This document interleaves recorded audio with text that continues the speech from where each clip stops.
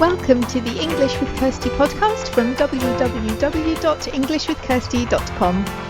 Here I'll be sharing with you tips, information and other learning resources so that you can improve your business English.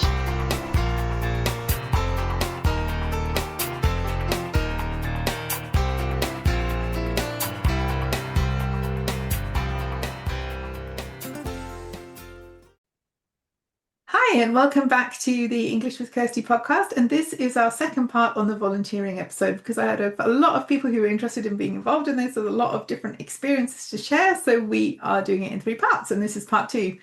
And part 2 is somebody who's already been on the podcast before. So welcome back, Diana.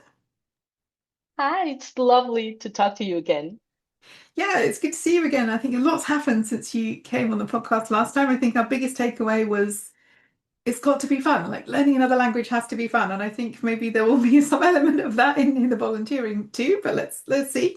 For anyone who doesn't remember or who didn't hear the first part, maybe you could just tell people a bit about yourself, who you are, what you do. It's probably going to be even a different bio coming from me now, but I'm Diana. I'm originally from Venezuela, lived in Argentina 11 years, and now I'm living in Bilbao, Spain. I'm a communicator. I work with EU-funded projects, and I'm a journalist by profession. So everything that is related to words and speaking is my thing. And yeah, I do believe in having fun at work, when you're learning and even when you're volunteering. I don't think that I would have agreed to volunteer the first time I did if I didn't think it was fun. Yep, life should be fun. I think that's fair. Okay, so maybe you could tell us what you do as a volunteer, but also why did you decide to get involved? Because people have all kinds of different motivations. So where did the story with volunteering start for you, and what are you doing now? Well, my first approach to volunteering was a long, long time ago when I was working with Disney Channel. We had this program called Volunteers with the ears, the Mickey Mouse Oh, ears. And that time we did an activity with the team from Art Attack. I think that was a show that was, produced in many different countries. So Art Attack was a show where this guy produced different kinds of art with random materials. And it was really fun. So we went to, I think it was a school. There were lots and lots of kids, lots and lots of materials, colors, paintings, and we had a blast there. And then after that, I wanted to find something similar, but when I was working full time, it was impossible. So a few years ago, a friend of mine published on LinkedIn her experience with an organization in Argentina called Empujar. So it would translate as push, but not really. So what they do is they help young people from, maybe complicated backgrounds. Um, they help them get into the workforce. They give them, some sort of education, like informal education. They prepare them straight with the help of volunteer companies and individuals to get a sense of how the professional work functions and, give them also a glimpse into different kinds of professions. They work with operational people, they work with people who take care of administrative stuff. They work with people who do project management or marketing. And then that helps them a bit decide what they want to do in the future. mm. So when I joined them the first time, I saw that post from my friend and I was like, oh, wow, this is something I would love to do. And because it was in Argentina, the time difference with Spain was ideal. I could work and then in the evening, I would sit down in the computer and just join the sessions remotely. So that was Okay. perfect. And the people, well, the young people, they're like between 18 and 22, more or less, they're like trying to figure out what they want to do with their lives, what future means to them. And I thought it was a great opportunity for me to share my love for communication, my love for words, my love for creating lasting relationships in a corporative setup. And so I became a mentor, and it was really, really interesting because I realized that I I had been out of the corporate world for a few years, and they needed to learn what the corporate world is to then get to the stage where I am now, which is hell, I'm not going back. Like But like you've seen you it, you have know what it's like. exactly, but it's like they didn't know, so I had to remember what it was like to go to an office, have, respect a hierarchy, um, have meetings, negotiate with people, team effort, all of those things. So I would try to remember that throughout the week. And then when we had our sessions, I try to be more serious, more formal. But in truth, it was obvious, like they could see through that and realized that I was not a fan of that corporate world. So I also ended up showing them, a bit about how to be yourself and how to, um, you know, be fully authentic and not compromise what you believe or what you stand for. You have to identify your values and then explore if your values and the values of the place that you work at are compatible, all of that. And I wish someone would have explained that to me when I was 20, 25. I learned that the hard way at 40, probably. So it was really nice. It was a really nice experience. Then I went back a couple more times. And right now I'm still volunteering with them, but as a project manager. So I'm supporting teams of young people to learn how to set up a project, how to organize things, how to distribute the tasks, how to, set deadlines and timelines and, stay within budget and all that stuff. And it's always really nice, to see how they're curious, they're interested, even when they have very difficult stories behind them, they are still hopeful looking at the future and being like, well, okay, maybe if I work hard in a year or two, I'll be able to do this and this and this. And that is really inspiring. It gives them freedom to like to be able to move into a different situation. Also, these skills, it doesn't matter what you're going to be doing in the future as well. These skills about managing resources and communicating with people and even knowing what's not going to work for you. Like I think it's easier for us who are freelancers or who have our own businesses to say like, okay, that looks like a good opportunity, but I just can't. That doesn't align with what I want. I can't do it. But yeah, nobody really teaches you that, do they? And in terms of applying for jobs, I think a lot of the time you look at what the job is and what the salary is going to be, but taking that time to think, okay, is this somewhere I'm going to feel good about going there every day? Hmm. And do my values align with their values? I think that's nobody ever tells you that at school No, when you're thinking about what you want to do, or no, they you have to don't, do learn they? the It's like, hard what way. skills do you have? Where would you go? Oh, you like languages. You can be I was told you like languages. You can be a translator or an interpreter, or you don't work with languages. And that was like the worst Oh, advice. It's not true, and there's also nothing wrong with being a translator or an interpreter, but if that's not what you want to do, just like close the door on any career with languages is crazy. But yeah, I'm yeah. things have hopefully moved on a lot since I was in school, but I always remember this like this advice, the advice that you do get that's unhelpful and the advice that you don't get that would have been helpful is And also, like nobody ever told me, except I think for my mother, who would be like, you can dream big and you can do whatever you set your mind to. I don't think my teachers or my classmates, like we didn't talk in terms of dreaming, projecting, imagining. We didn't use those words in university. And mm, for me, as I grew older and I started noticing how many of the things I dreamt are my reality today. I would always tell them, like, no, no, no, no, no, you have to dream bigger. Why would you want to do that if that's like the starting point, what else do you want? What else? Where do you see yourself?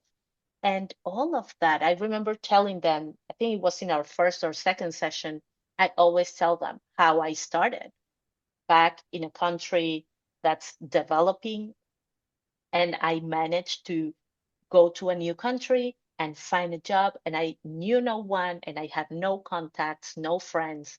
I just went there with my CV and I started from scratch again, and I did it. And then finally, I moved again to a different country because I was in love with the city. And I managed to do all that by myself, no help at all. So if I could do it, then you guys can do it too. And they get so excited. I'd be like, okay, so now where would you like to live when you're my age? And they would be like, I want to live in Malaysia. I want to live in Australia. I want to live in Mauritius Island.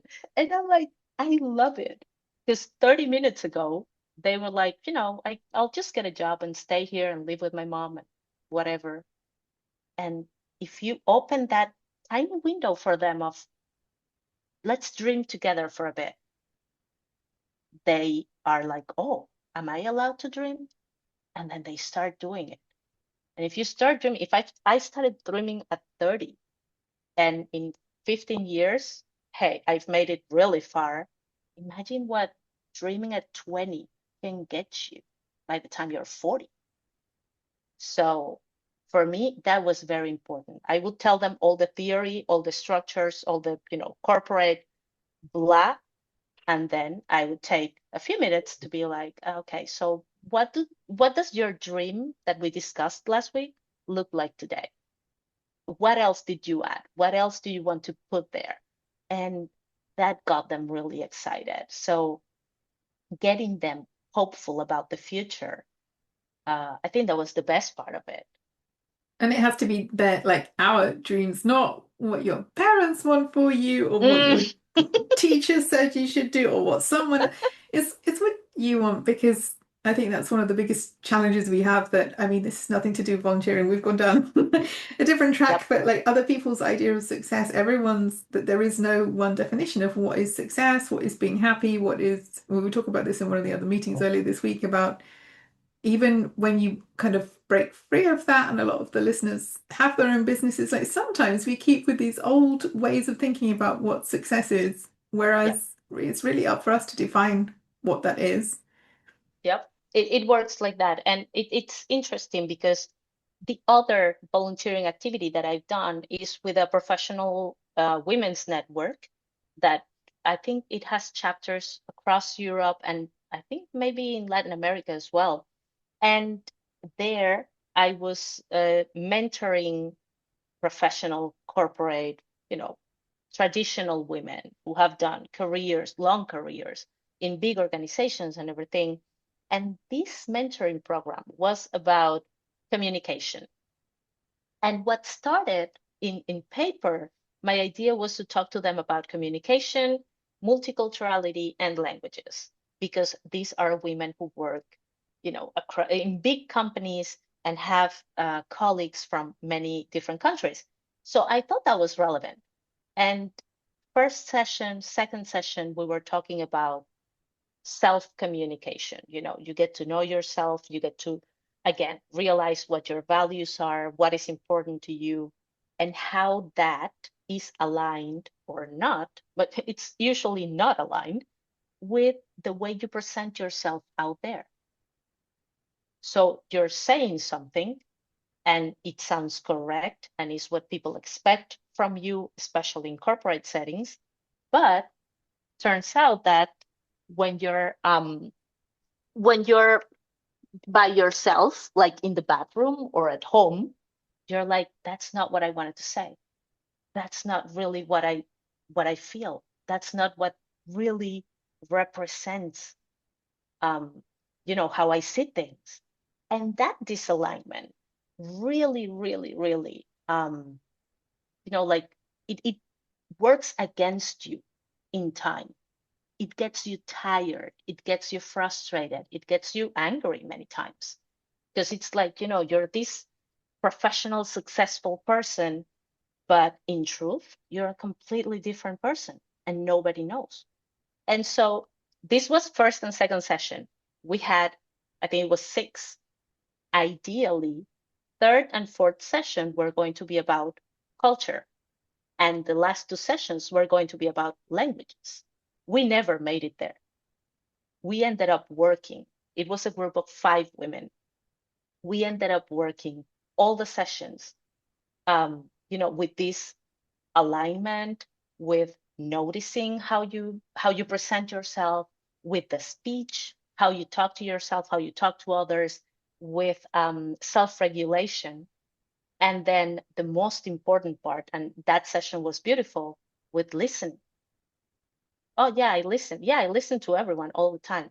But do you really listen to this level, to this other level, to the deepest level? Do you listen to connect? Do you listen um, to reply? Do you listen, but you're really not listening?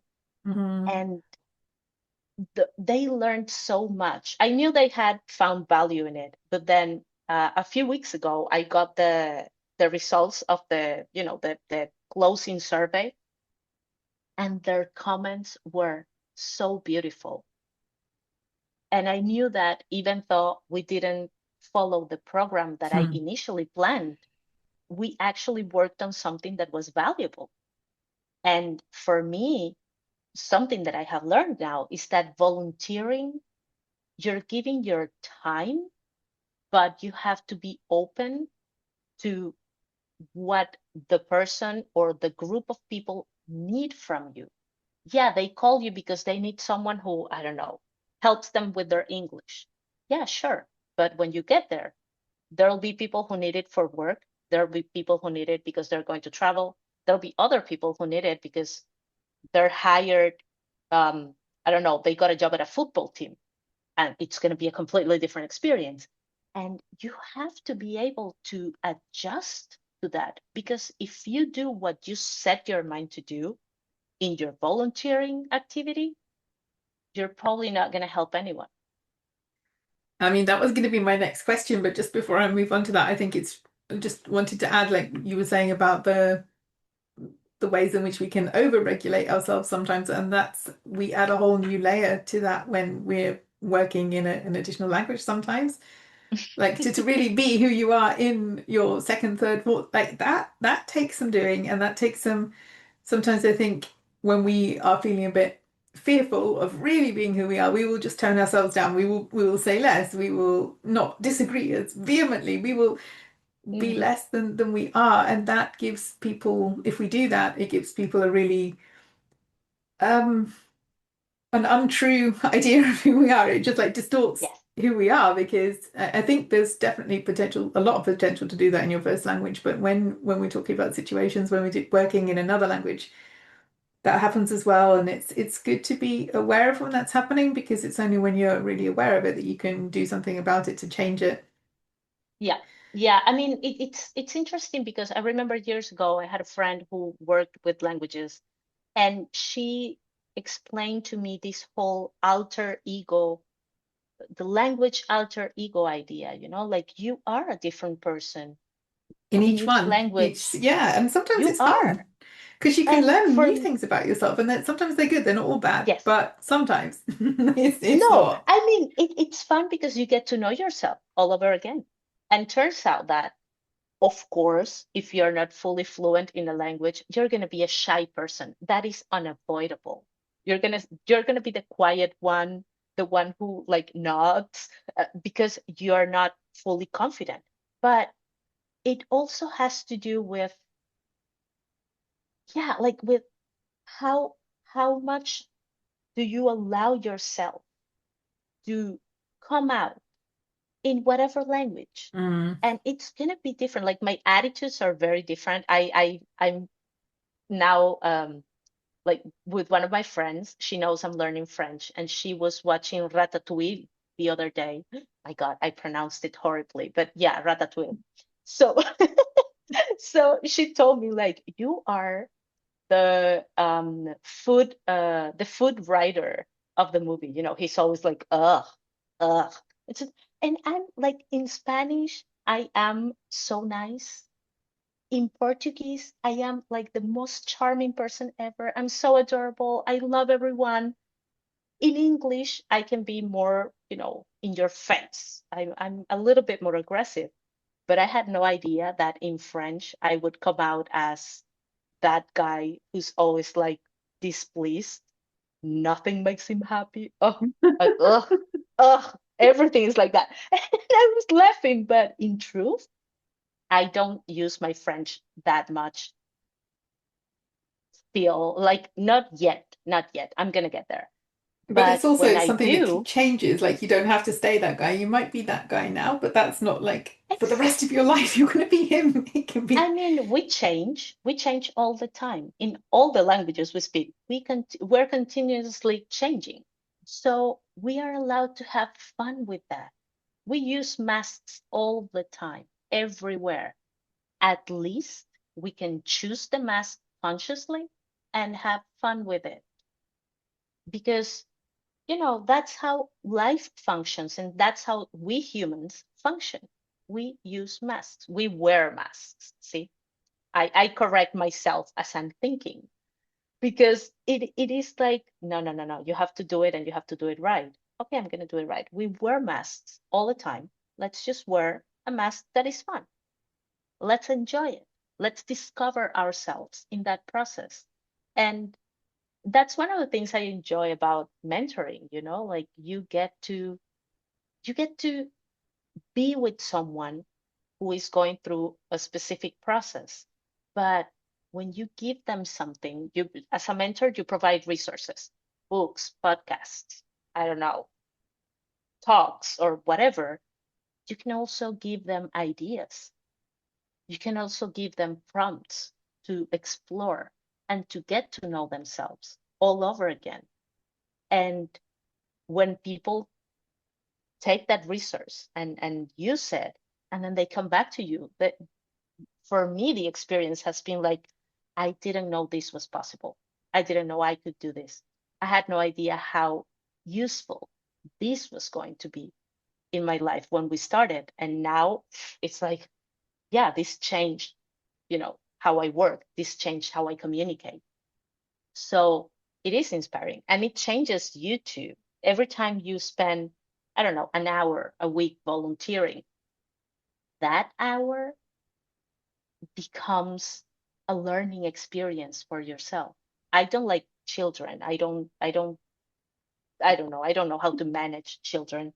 Um, Young people, adolescents, I'm terrified of them. But in some of my volunteering experiences, I've managed to, interact with them. And again, if you give them the right prompts, they will find value in them. And they are so receptive. We as grown-ups are less receptive to, learning, trying something different. Imagination, But creating younger something. Yeah. people, younger people, they have a day in the park just with whatever prompt you give them. And that makes it really fun. So yeah, volunteering, you invest time, but you get a lot from that too. That's interesting. The things that you've mentioned as things that you've learned, the first being like, don't think you've got it all worked out in the beginning because you're going to get to know people and you're going to find out what they really need. And the other thing was that how much you learn from them, from the experience. And I think that's something we forget because when I think about the volunteering that I did some volunteering for a German organization because the idea was to do something useful and to work on my German skills at the same time. Hmm. But I learned so much about managing projects, managing people, dealing with difficult people, or like negotiating, and I learned some IT skills that I hadn't had, but like all the things that I thought I was going there to contribute, I did contribute them, but the things that I came away with were not the skills and experiences that I expected, but they have been useful for me in the future as well. Because yeah, you never know. And I think that's the open mind it's good to, I mean, obviously there are lots of different opportunities around, and it makes sense if you do a bit of research and find something that you are passionate about, something you care about, maybe a people group that you care about, or an organization that you feel you want to support. Um, be open to surprises because you never know.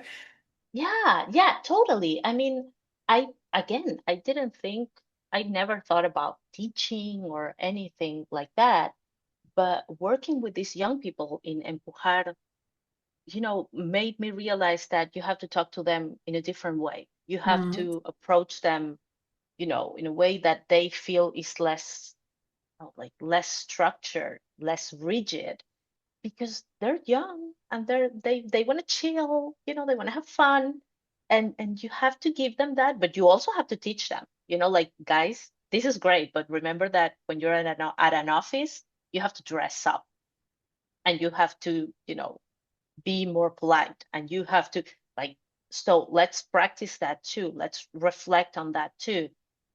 Um, it's just, they really want to learn. They want to know what happens at an office. They want to know how to deal with different situations. That they're curious because they haven't had those experiences, and you have. So they're listening. They're paying attention to what you say, and they're going to remember you. One of the first in the first group that I had, one of the girls, she posted yesterday, I think, that she has been for a year in an organization. And I felt so proud of her because Mm. she was like, I'm gonna continue doing what I do and selling the clothes that I sell. And she kept it small. She always kept her plan small. And I saw that picture and I was like, see, no, she wasn't going to play small. She is ambitious and she wasn't ready to reclaim being ambitious. She was. And she looked so beautiful. She was like, she took her picture at the office.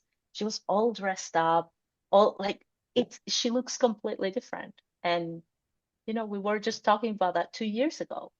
So it's I don't know. It makes me happy when I see those things. You can follow the stories. It's not just, I mean, some people you'll never see again, but you know that you had like the time that you shared together, you shared ideas and gave them something to think about. But some of the other stories, they continue and you see what's going on now. And yeah, Hmm. it's not just a one-time thing. Yeah. Yeah, definitely. So it is absolutely worth it. I think sometimes we wait until we have the time, until we have the energy. I'm so busy, I don't have the time for that.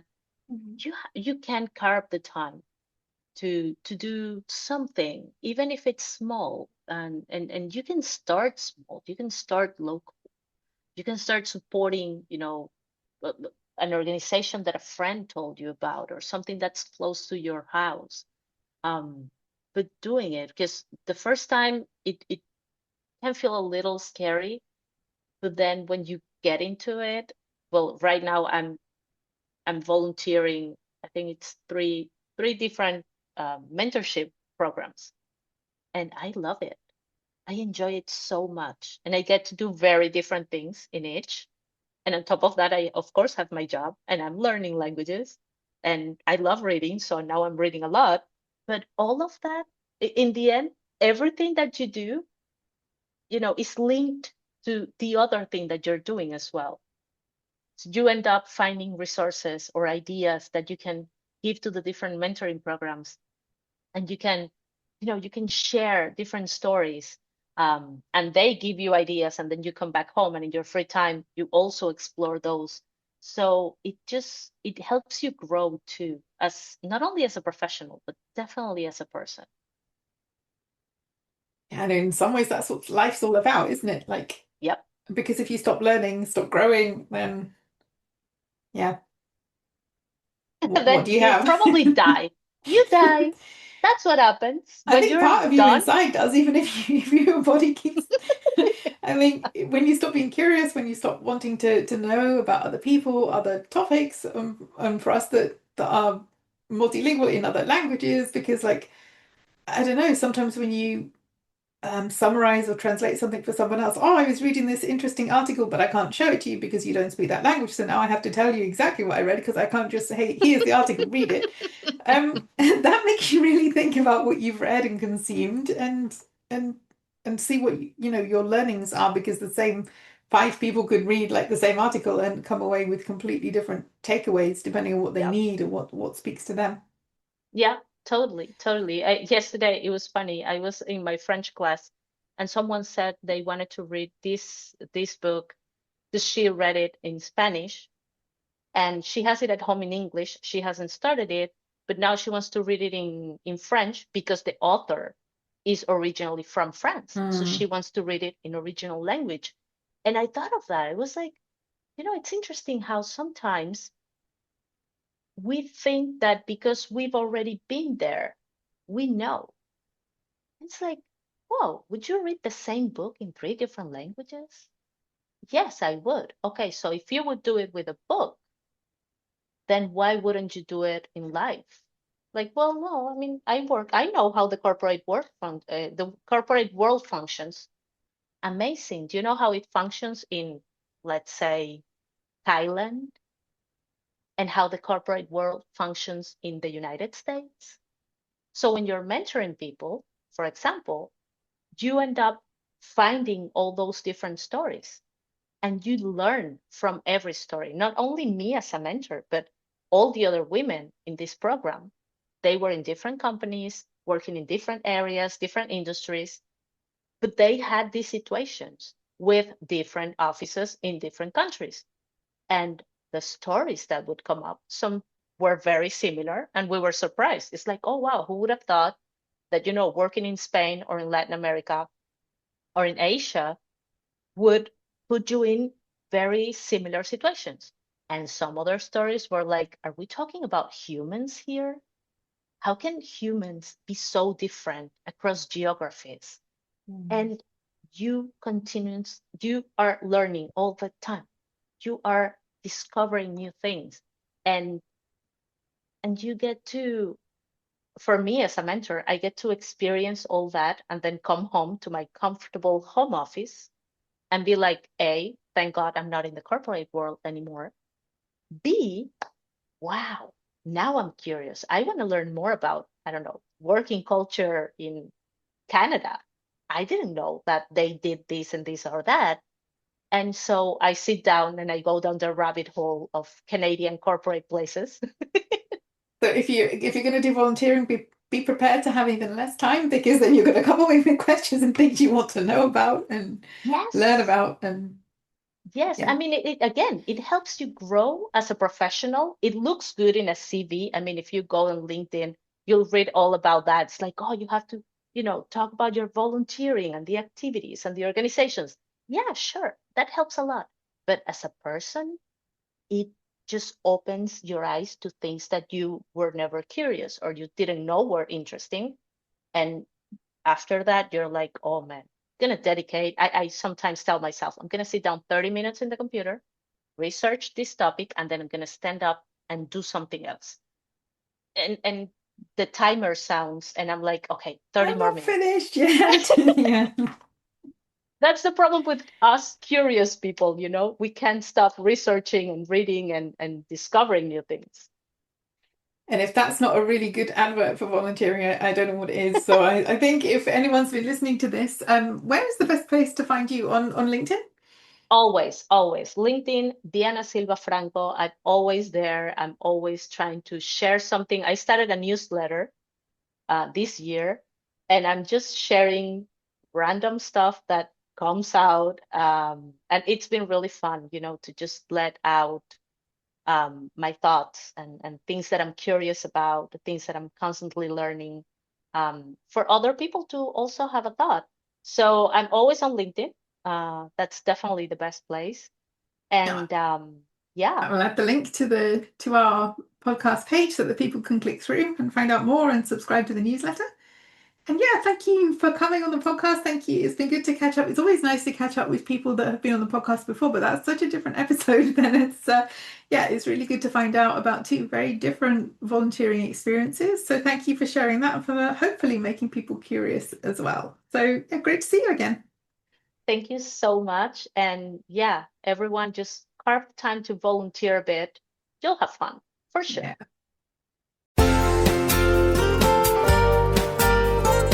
I hope you enjoyed this episode of the English with Kirsty podcast. If you have any questions or comments, my email address is kirsty@englishwithkirsty.com, or you can go to www.englishwithkirsty.com/podcast, where you'll find information about the individual episodes.